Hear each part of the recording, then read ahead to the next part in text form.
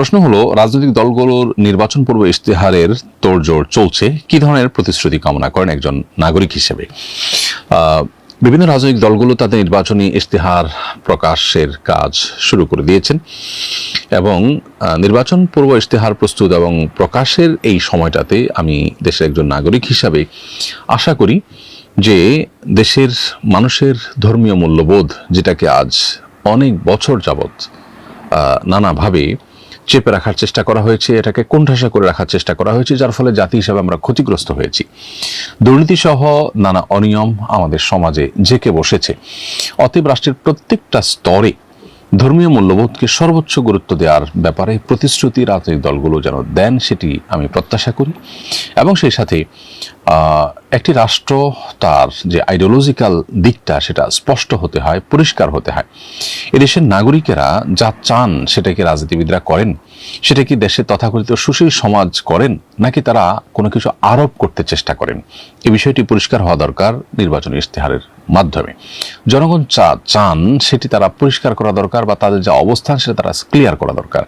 অবস্থান যদি অস্পষ্ট রাখা হয় তাহলে মানুষ প্রতারিত হয়, ধোঁকা খায়, এবং এই প্রতারিত হওয়ার বিষয়টি দীর্ঘদিন পর্যন্ত চলে আসছে নানাভাবে। এই জন্য আমি আশা করব সকল রাজনৈতিক দলগুলো তাদের আইডিওলজিক্যাল অবস্থানটাকে ক্লিয়ার করবেন, স্পষ্ট করবেন তারা আসলে কি চান। দেশের সংখ্যাগরিষ্ঠ মানুষ প্রচণ্ড ধার্মিক, যেটা হিন্দু হোক, খ্রিস্টান হোক, মুসলিম হোক, বৌদ্ধ হোক, সবাই। ফলে দেশের মানুষের চিন্তা চেতনার, তাদের প্রত্যাশার প্রতিফলন যেন নির্বাচনী ইশতেহারে ঘটে, সেটি আমাদের প্রত্যাশা।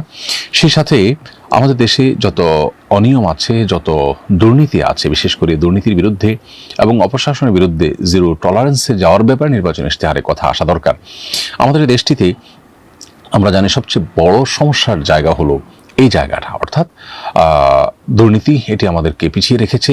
অনিয়ম, এটা আমাদেরকে পিছিয়ে রেখেছে।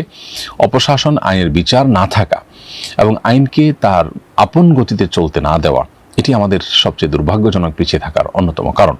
অতএব এই দুইটা জায়গা, অর্থাৎ দুর্নীতিতে জিরো টলারেন্স এবং এমন সিস্টেম ডেভেলপ করা যে দুর্নীতির পথগুলি রুদ্ধ হয়ে যায়, এবং কঠোর শাস্তি নিশ্চিত করা, আইনের শাসন নিশ্চিত করা যে কোনো অপরাধ করলে, এই দুটি বিষয়কে নির্বাচনী ইশতেহারে তারা আনবেন এবং সেটিকে বাস্তবায়ন করবেন, সেটি আমাদের প্রত্যাশা দেশের নাগরিক হিসাবে।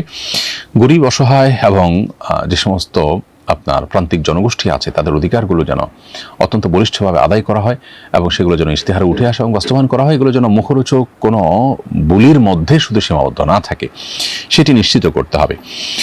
সেই সাথে মাদ্রাসা শিক্ষার্থীদেরকে, ইমাম সাহেবদেরকে, মসজিদের মুয়াজ্জিনদেরকে এবং অন্যান্য উপাসনার ব্যক্তিবর্গকে সমাজের মূলধারার সাথে ইনক্লুড করে তাদেরকে সমাজের উন্নয়নে ভূমিকা রাখবার সুযোগ করে দিতে হবে।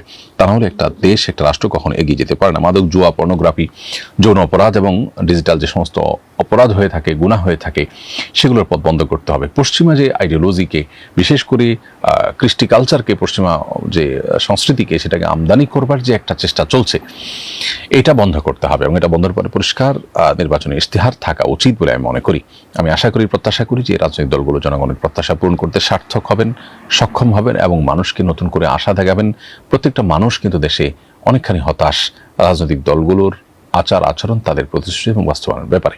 আমি আশা করব যে নতুন বাংলাদেশে সেটির অবসান ঘটবে। যারাই আসবেন তারা সেটি লক্ষ্য করবেন। আল্লাহ তাআলা তাদেরকে সেই তৌফিক দান করুন। আমরা মনে প্রাণে তাদের সবার প্রতি সেই আশাবাদ ব্যক্ত করছি এবং আল্লাহর কাছে সে দোয়াও করছি।